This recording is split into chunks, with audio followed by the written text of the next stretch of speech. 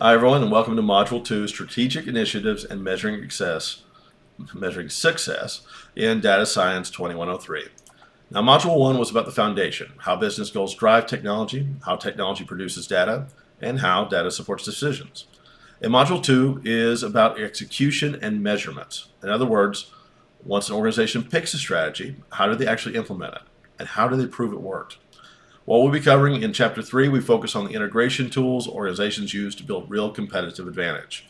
We talk about business processes and how to analyze where work breaks down, the supply chain management, or SCM, and how organizations coordinate operations end to end. We talk about customer relationship management, or CRM, both operational and analytical. And finally, we talk about enterprise resource planning, or ERP, how companies connect departments through shared systems and shared data. Then we're going to jump into Chapter 4. We switch into the people and measurement side. We're going to talk about key MIS roles and responsibilities, the difference between critical success factors, or CSVs, and key performance indicators, which are KPIs, and how metrics are used to measure whether a strategic initiative actually improved performance.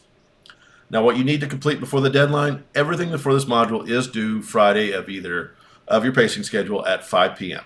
You'll complete the pre-quiz, the lecture and textbook readings, the case study, the Power BI assignments, and the module exam.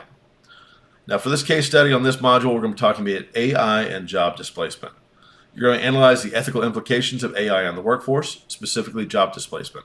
I'm looking for clear thinking, what's happening, why it matters, and what businesses can do to be profitable and socially responsible.